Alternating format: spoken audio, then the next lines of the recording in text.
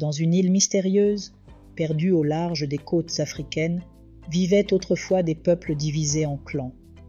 Ces clans, bien qu'issus de la même terre, se livraient des guerres sans fin pour étendre leur territoire et s'imposer. Leurs guerres étaient sans merci et pour gagner, hommes et femmes avaient recours à la sorcellerie. Les fétiches, amulettes et potions magiques faisaient partie de leur quotidien, leur conférant une force surnaturelle pour dominer leurs adversaires. Des années de combats incessants plongèrent l'île dans un bain de sang, mais les guerres s'essoufflèrent peu à peu. La paix, fragile mais précieuse, s'installa. Chaque clan respectait désormais son territoire, et les armes furent mises de côté. Mais parmi ces hommes et ces femmes fatigués par la guerre, il en était un qui n'avait pas trouvé le repos dans la paix. Koba, petit-fils d'un puissant féticheur, était nostalgique des conflits. Ce guerrier redoutable avait été nourri aux potions et aux amulettes magiques qui lui conféraient une invincibilité terrifiante. Il aimait la guerre, non pour défendre une cause juste, mais pour le plaisir du combat. Chaque bagarre le nourrissait, chaque coup échangé lui insufflait une force nouvelle, comme si le conflit était son unique raison de vivre. Pour Koba, la paix n'était qu'une prison. Son esprit, consumé par la violence, cherchait constamment des adversaires. Il provoquait quiconque croisait son chemin, dans l'espoir de retrouver la sensation grisante de l'affrontement. Ses victimes, impuissantes, succombaient toujours à la force surnaturelle qui habitait Koba. Il était redouté, mais aussi craint pour son caractère imprévisible. C'est dans ce contexte que Polo, un commerçant étranger, fit son apparition dans le village. Polo, avec son sourire chaleureux et sa générosité, s'attira rapidement la sympathie des habitants. Il avait ouvert une épicerie où tout le monde pouvait venir se ravitailler, même à crédit.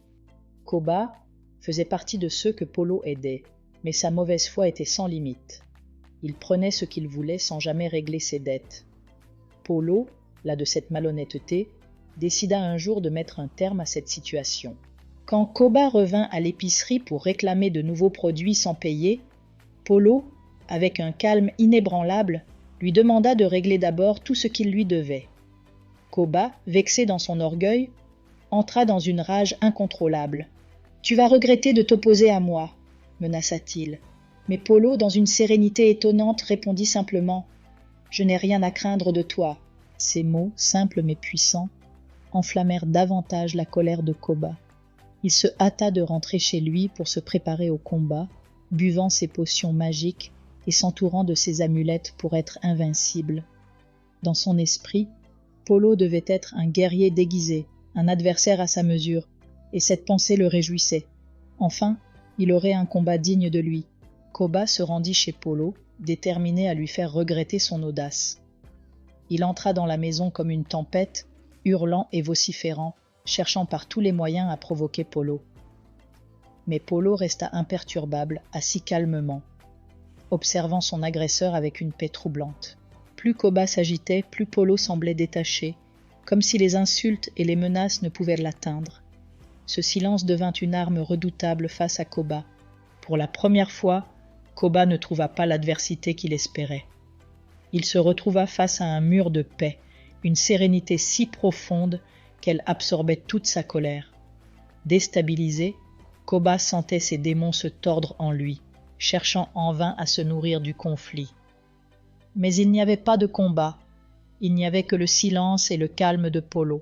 Humilié, Koba quitta la maison, anéanti. Cette nuit-là, les démons de la guerre le harcelèrent, exigeant leur part de violence. Mais Koba, pour la première fois, ne trouva aucun adversaire. Le village, lassé de ses provocations, l'évitait. Il erra, cherchant désespérément quelqu'un pour se battre, mais personne ne répondit à son appel. Pris de folie, Koba s'enfonça dans la forêt. Dans une rage désespérée, il se mit à frapper violemment les arbres, comme pour libérer la violence qui le consumait de l'intérieur. Les arbres, immobiles et silencieux, lui renvoyaient la même sérénité que Polo, et dans cette lutte contre lui-même, Koba succomba. Il fut retrouvé le lendemain, sans vie, dans la forêt, vaincu, non par un guerrier mais par la paix imperturbable d'un homme simple. La véritable force ne réside pas dans la violence, mais dans la paix. Celui qui maîtrise ses propres démons est plus puissant que celui qui cherche à les nourrir dans les combats.